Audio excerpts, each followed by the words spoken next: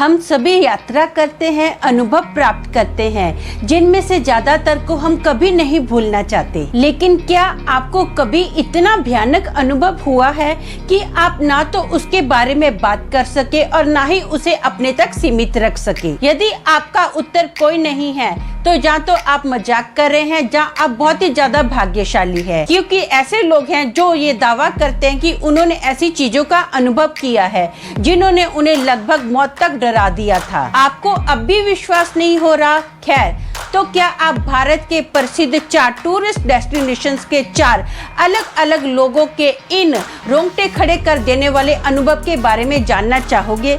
Hello दोस्तों, मेरा नाम अमन है। मैं आप सभी के मनपसंद यूट्यूब चैनल कहानी रंगमंच में आपका स्वागत करती हूँ। उम्मीद करती हूँ कि आप सभी अच्छे और स्वस्थ होंगे। इसी तरह की वीडियो देखने के लिए आप मेरे चैनल को सब्सक्राइब कीजिए और हाँ, बेल आइकन को दबाना मत भूलना, ताकि आपको आने वाले वीडियो के नोटिफिकेशंस मिलते रहें। तो चलिए शुरू करते हैं आज का भयानक किस्सा।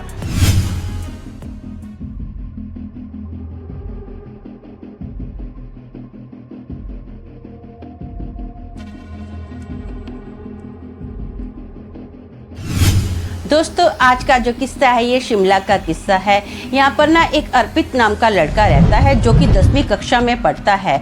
एक बार ना अर्पित अपने दोस्त के साथ एक प्रोग्राम बनाता है घूमने के लिए। ये दोनों डिसाइड करते हैं कि हम लोग ऐसा करते हैं, सैटरडे नाइट है, माल रोड पर घूमने के लिए जाते हैं। ये ना शाम को 7 बजे घूमने के लिए जाते हैं। वहाँ पर खूब सारे स्नैक्स वगैरह खाते हैं, फोटोज वगैरह खींचते हैं, इधर उधर घूमते हैं। घूमते घूमते ना अब इनको 10 बजे का टाइम हो गया, तो दोनों डिसाइड करते हैं कि चलो अभी 10 बज गए हैं, अपने अपने घर के लिए रवाना होते हैं। ऐसा ही होता है, दोनों दोस्त अपने अपने घर के लिए रवाना होते हैं। अब अर्पित अपने घर के लिए रवाना हुआ ही था ना, तो रास्ते में ना बारिश की बूंदाबांदी स्टार्ट हो जाती है। अब अर्पित सोचता है कि यहाँ पर रुकना अच्छी बात नहीं है, क्योंकि हो सकता है बारिश तेज हो जाए, और वैसे भी आसपास की जितनी भी दुकानें हैं सब बंद हो चुकी हैं। पूरा रोड खाली होता है, सन्नाटा ही सन्नाटा होता है, बस स्ट्रीट लाइट चल रही होती है। तो अर्पित ना चलते चलते जा ही रहा होता है। वो सोचता है कि मैं फटाफट बस किसी तरीके अपने घर पर पहुंच जाऊं। अब वो चल ही रहा होता है ना, तो अर्पित को ना अपने आगे एक बहुत ही बड़ा छाता लिए हुए व्यक्ति नजर आता है। तो अर्पित सोचता है कि ऐसा करता हूँ यार, अगर ये मेरे घर की ओर जा रहा है ना, तो मैं इससे मदद मांग लेता हूँ। मैं इसी के छाते में से होता हुआ ना अपने घर तक पहुंच जाऊंगा, मैं भीगूंगा नहीं, क्योंकि छाता जो है ना बहुत बड़ा है। अब ना अर्पित क्या करता है, फटाफट चलना स्टार्ट कर देता है ताकि वो छाते वाले व्यक्ति तक पहुंच सके। लेकिन वो जो छाते वाला व्यक्ति होता है ना, जैसे जैसे अर्पित के कदम तेज तेज चलते गए ना, वैसे वैसे उस व्यक्ति के जो कदम है वो भी तेज तेज चलना स्टार्ट कर देते हैं। अर्पित और ज्यादा तेज तेज चलना स्टार्ट कर देता है। वो जो छाते वाला व्यक्ति है वो भी और ज्यादा फास्ट फास्ट चलना स्टार्ट कर देता है। अर्पित सोचता है कि मैं ऐसा करता हूँ, इसको आवाज देता हूँ। अब ना अर्पित आवाज देता है और बोलता है, नमस्ते सर। ऐसा जोर से वो आवाज देता है, और जो छाते वाला होता ना, ये आवाज सुनकर एकदम से रुक जाता है। और छाते वाला जब पलटी मारता है ना अर्पित की ओर, और अर्पित उस व्यक्ति को देखता है, वो जो व्यक्ति होता है ना उसकी उम्र कम से कम 70-80 के पास होगी। और अर्पित उसकी आंखों को देखकर एकदम चौंक जाता है। उसकी जो आंखें होती है, बड़ी बड़ी उसकी आंखें होती हैं, लाल लाल उसकी आंखें होती हैं। इतने अंधेरे में उसकी आंखें जो थी ना, पूरी जैसे एक लाल रेड लाइट होती है ना, वैसे उस तरह उसकी आंखें चमक रही हैं, लाल लाल। और उसके जो दांत है ना, जैसे किसी का राक्षस का मुंह बंद होता है और उसके 2 नुकीले दांत ऐसे बाहर निकले हुए होते हैं, वैसे ही उसके जो बड़े बड़े 2 दांत है ना, उसके बंद मुंह से बाहर निकले हुए हैं। बहुत ही बड़े बड़े और भयंकर उसके नुकीले दांत होते हैं। और अर्पित ये देखकर और ज्यादा चौंक जाता है कि उस व्यक्ति के जो सर पे छाता है ना, वो छाता उसने अपने हाथों से नहीं पकड़ा हुआ। वो जो छाता है हवा में ही उड़ रहा है और उसके सर के ऊपर है। और जो वो व्यक्ति है ना, सर से पांव तक बारिश में भीगा हुआ है। ये देखकर अर्पित बहुत ज्यादा घबरा जाता है। उसकी तो सांसें ऊपर नीचे होने लग जाती है। इतने में ना पीछे से एक गाड़ी का सायरन बजता है। अब अर्पित वैसे ही फटाफट जैसे सायरन बजाना पलटी मार के देखता है, तो वो देखता है कि पुलिस की गाड़ी है। पुलिस की गाड़ी को देखकर अर्पित के सांस में सांस आती है। अब पलट के अर्पित फिर से उस बूढ़े व्यक्ति की ओर देखता है जिसने छाता पकड़ा हुआ था। अब वो व्यक्ति खड़ा खड़ा पानी में एक रंग की तरह घुल गया और किधर गायब हो गया उसको पता ही नहीं चलता है। इतने में पुलिस वाले आते हैं और अर्पित को पूछते कि भाई तू इतनी रात को यहाँ पर क्या कर रहा है। तो अर्पित बहुत ही घबराया हुआ ना पुलिस वालों को अपने साथ हुए हादसे के बारे में बताता है। तो पुलिस वाले अर्पित के ऊपर जोर जोर से हंसना स्टार्ट कर देते हैं, क्योंकि पुलिस वाले बोलते हैं कि हमने तो देखा यहाँ पर कोई व्यक्ति नहीं था, तू कब से इधर अकेला खड़ा हुआ है, तो हमने तो सिर्फ तुझे ही पाया। और पुलिस वाले अर्पित को बोलते हैं कि तू ना ऐसा कर, नींद में चलना बंद कर दे। ये बोलकर ना पुलिस वाले उसका मजाक उड़ाते हैं।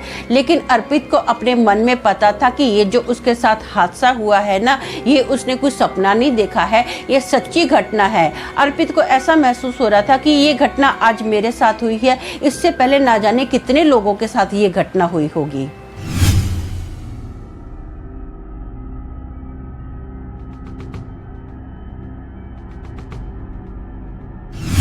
रोहित नाम का एक व्यक्ति जिसकी उम्र 35 साल है, ये ना एक बार पंचाचूली से धारचूला में आता है। ये सोचता कि ऐसा करता हूँ यार, मुझे थोड़ा सा काम है, मैं ना गेस्ट हाउस में रुक जाता हूँ, अपना काम निपटा के सुबह जल्दी ही यहाँ से निकल जाऊँगा।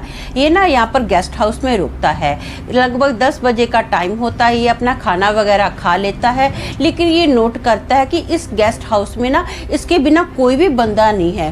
पूरा गेस्ट हाउस जो है ना खाली है। इसको बड़ा अजीब सा लगता है कि ऐसे कैसे हो सकता है, गेस्ट हाउस में कोई ना कोई तो रहता है, लेकिन यहाँ पर आज कोई भी नहीं है। ये सोचता है कि चल एक रात की ही बात है, मैं तो अपना सुबह निकल जाऊंगा, ज्यादा सोचना क्या है, अपना चादर ओढ़ता हूँ और सो जाता हूँ। ये 10 बजे के बाद ना सोना स्टार्ट करता है। लगभग 11 बजे का टाइम होता है तो अचानक से इसकी आँख खुलती है। इसका जो बिस्तर है ना जोर जोर से हिलना स्टार्ट हो जाता है।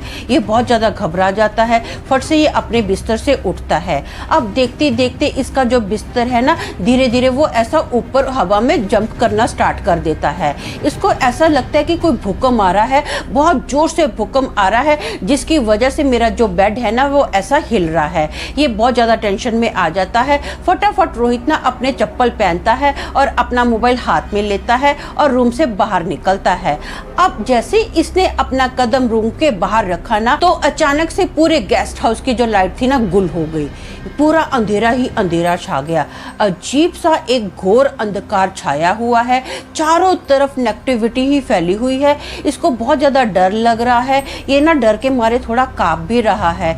इतने में जो भूकंप की वजह से इसको पूरा कंपन फील हो रहा था ना कि पूरी धरती कांप रही है, ये ना कांपना बंद कर देती है। ये फटाफट अपने मोबाइल की लाइट ऑन करता है। अब ये सोचता है कि यार गेस्ट हाउस में आजू बाजू तो कोई भी नहीं है जिससे मैं पूछूं कि भूकंप आया है। तो ये डिसाइड करता कि ऐसा करता हूँ, नीचे रिसेप्शन में जाता हूँ और उन लोगों से पूछता हूँ कि क्या हुआ भाई, कोई भूकंप आया है।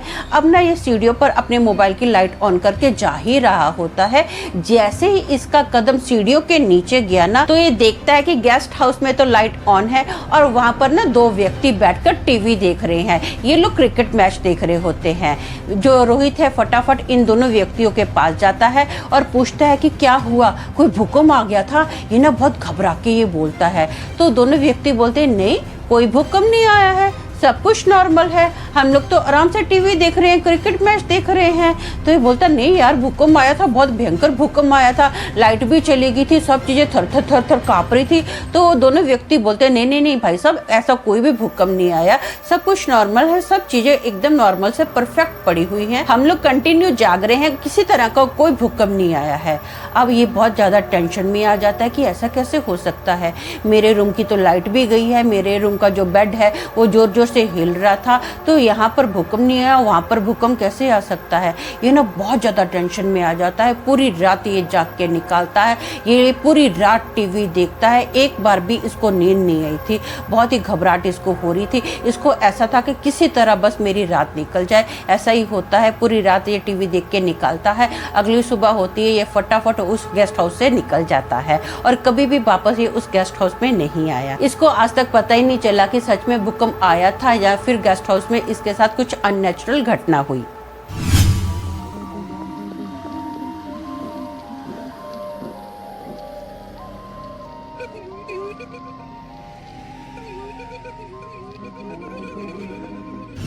दोस्तों ये जो किस्सा है सूरत में दमास बीच का किस्सा है। अभिनंदन नाम का एक व्यक्ति एक बार ना क्रिसमस के टाइम पर यहाँ पर एंजॉय करने के लिए आता है। वो ना अपने साथ कैमरा लेकर आता है। वो बीच पर बहुत सारी फोटो खींचता है, उड़ते पंछियों की वो फोटो खींचता है, बहुत सारे जो मछुआरे होते हैं मछलियाँ पकड़ने गए हुए होते हैं उनकी फोटो खींचता है, छोटे छोटे बच्चे जो होते हैं पानी में खेल रहे होते हैं उनकी फोटो खींचता है। इसको ना बहुत मजा आता है फोटो खींचने में। अब जैसे ही धीरे धीरे सूरज डूबता जा रहा है, लोग जो है ना कम होते जा रहे हैं, वो सब लोग अपने अपने घरों के लिए रवाना हो रहे हैं। बच्चे भी जो हैं वो भी अपने घर के लिए रवाना हो गए हैं।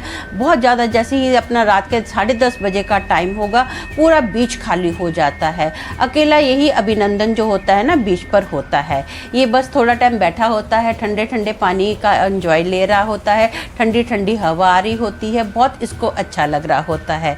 अब ये बैठ के इन सब नेचुरल चीज़ों का मज़ा ले ही रहा था ना, तो इसको ना एक बच्चे के डूबने की आवाज़ आ रही है। एक बच्चा है ना वो जोर जोर से चीख रहा है और बोल रहा है बचाओ बचाओ बचाओ।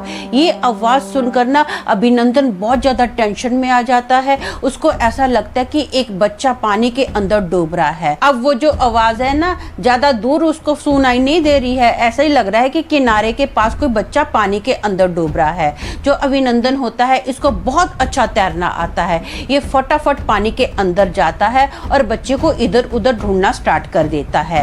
ये इसको कहीं नजर नहीं आता बच्चा, लेकिन बच्चे की कंटिन्यू चीखें इसको सुनाई देती हैं। ये पानी में कभी इधर जा रहा है कभी उधर जा रहा है। अभी इधर उधर जाते जाते ना अचानक से 2 हाथ है ना इसकी पीठ पर आते हैं और इसको धाड़ देने धक्का देते हैं और इसको ऐसा महसूस होता है कि जैसे ये बहुत ज़्यादा गहरे पानी में डूब रहा है। अब मैंने आपको बताया था ना कि इसको तो पानी में तैरना बहुत अच्छे से आता है, लेकिन इसको ऐसा महसूस होता है कि मैं ना पानी के अंदर डूब रहा हूँ, कोई मुझे पानी के अंदर खींच कर लेकर जा रहा है।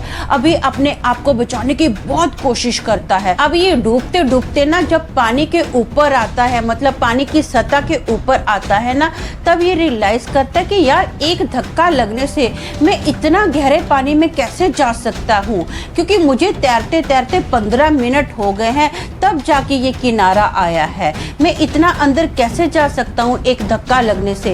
इसको समझ में नहीं आता कि ये हादसा इसके साथ जो हुआ है ऐसे कैसे हो सकता है। तो अभिनंदन ना अपने मन में ऐसा सोचता है कि चलो अच्छा है मुझे तो तैरना आता है, मेरे साथ ये जो हादसा हुआ मेरी तो जान बच गई, अगर किसी को तैरना नहीं आएगा तो। दोस्तों मैं आपको बता दूं ऐसे हादसे ना इस बीच पर बहुत ज्यादा हुए हैं।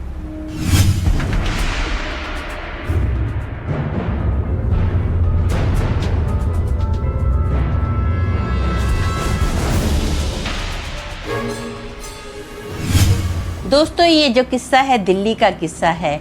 मनोज नाम का एक लड़का ना रात के 10 बजे अपने ऑफिस में बैठा काम कर रहा होता है। ये सैटरडे नाइट होती है। इसको ऐसा महसूस होता है कि मैं ना अपना फटाफट काम निपटा दूं और आराम से अपने संडे की छुट्टी एंजॉय करूं। अब ना इसके मोबाइल पर एक कॉल आता है जो कि इसके दोस्त का होता है। इसका दोस्त इसको पूछता है कि किधर है यार, तो ये बताता है कि मैं ना ऑफिस में हूँ। तो इसका दोस्त बोलता है ठीक है फटाफट अपना काम निपटा, हम सभी जो पुराने दोस्त है ना एक होटल में मिल रहे हैं, मैं चाहता हूँ तू भी आ जा। तो ये बोलता है ठीक है मैं आता हूँ, थोड़े ही टाइम में आता हूँ। अब ना ये अपना काम निपटाता है और फटाफट अपनी गाड़ी की चाबी लेता है और सीधा होटल की ओर रवाना होता है। अब जैसे ही इसकी गाड़ी ना हाईवे पे आती है तो ये रियर व्यू से देखता है कि एक काला सा साया इसकी गाड़ी के पीछे भाग रहा है। जो मनोज होता है वो इस साय से डरता नहीं है। मनोज सोचता है कि ऐसा करता मैं अपनी गाड़ी फास्ट कर लेता हूँ और ना ये अपनी गाड़ी में जोर जोर से गाने बजा देता है। अब इसकी गाड़ी जो है ना फास्ट स्पीड में जा रही होती है। अचानक से फिर से थोड़े ही टाइम के बाद इसकी नजर ना रियर व्यू पे जाती है। अब ये देखता है कि वो जो काला सा साया इसकी गाड़ी के पीछे भाग रहा था ना, अब वो जो साया है ना इसकी गाड़ी के पास आ रहा है। ये देखकर ना बहुत ज्यादा चौंक जाता है। ये सोचता है कि यार मेरी गाड़ी की स्पीड जो है ना 100 से ऊपर है और ये जो साया है ये तो मेरी गाड़ी के पास आ रहा है, ये इतना तेज कैसे भाग सकता है। है। इसको ये देखकर ना बहुत ज़्यादा टेंशन हो जाती है। ये क्या करता है, अब अपनी गाड़ी में ना फटाफट गाने बंद करता है और भजन लगाने स्टार्ट कर देता है और अपनी गाड़ी की स्पीड और ज़्यादा ये बढ़ा देता है। जैसे जैसे इसकी गाड़ी की स्पीड बढ़ती जा रही है ना, वैसे वैसे उस साई की भी स्पीड बढ़ती जा रही है। वो जो काला सा साया है ना, जिसकी लाल लाल बड़ी बड़ी आंखें हैं, वो अपने तेज तेज कदमों के साथ ना इसकी गाड़ी की ओर बढ़ता जा रहा है। ये बहुत ज़्यादा घबरा जाता है, ये भी अपनी गाड़ी की स्पीड बढ़ा देता है। अब जैसे ही इसकी गाड़ी शहर के अंदर आई ना, वो जो साया था अचानक से गैप हो जाता है। ये फटाफट होटल में पहुंचता है और अपने दोस्तों को ये किस्सा सुनाता है। इसके दोस्त ये किस्सा सुनकर बहुत ज़्यादा घबरा जाते हैं। मनोज डिसाइड कर लेता है कि अब रात के वक्त ना मैं कभी भी उस साइड से नहीं आऊँगा। ऐसा ही होता है। इस घटना के बाद ना